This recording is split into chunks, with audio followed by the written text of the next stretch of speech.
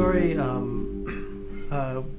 before I got on board, but Jonathan Tropper was given this New York Times article about the closing of the last lab in the world that processed Kodachrome film, and they were running out of chemicals, so to develop the film. So everyone from around the world kind of dawned on this one photo lab in a town of like 5,000 people in Kansas, and that's kind of the premise of the story. Well, I play the father, who's a photographer, pretty well known.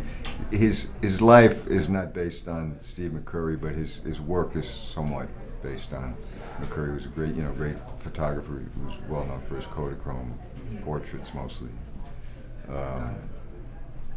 Iconic cover of National Geo with the Afghani woman with the kind of maroon scarf, I think, right? Mm-hmm. Anyway, yeah, and he left. He was very much committed to his work and not much of a family man, and has really not seen his son in 10 years or something, I think. They've been estranged for a while, and this story's really about a trip that they take to get.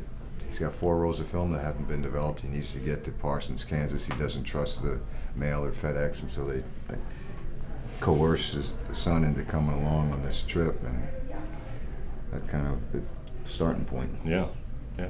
And yes, I play the son, Matt, and yeah, I work in the the music industry as an A&R guy, and I'm just slowly dealing with the transition from the analog to digital realm. That was, because what is it, 03 when this was the story takes? I forget. This one? Yeah. 2010. 2010. Oh, boy. Not that long. But still, yet eons ago.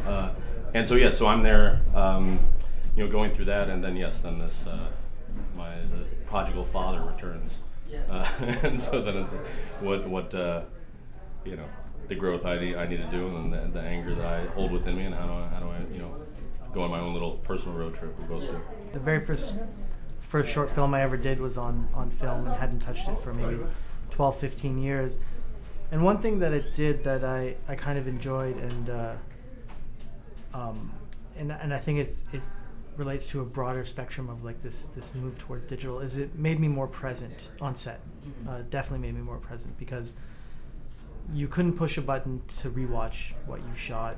You couldn't really see what you're shooting. You had to trust that everyone was doing their job, that it was in focus, and you're not seeing it for 2 or 3 days. So it kind of grounded me. It kind of made me present, and I think that was a wonderful thing. And it's almost like reminiscent of like different medium, but like grabbing a coffee and opening up a newspaper and just sitting with like a whole newspaper and reading it, and not having all this everything thrown at you at one time, and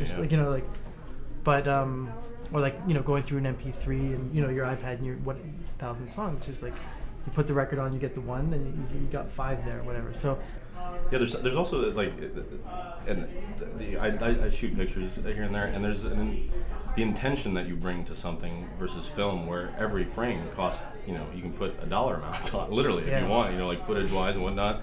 And so the intention that you have in both the shooting of it and it's not as it feels, because it is actually tangible. It's not as ephemeral as like digital. I know when I shoot pictures, if I have a Leica digital camera, I'll pop off 20 pictures of the same damn thing, and then with a film camera, I'll take 1, maybe 2, move on, and then look at that photo ages later, they always seem to be.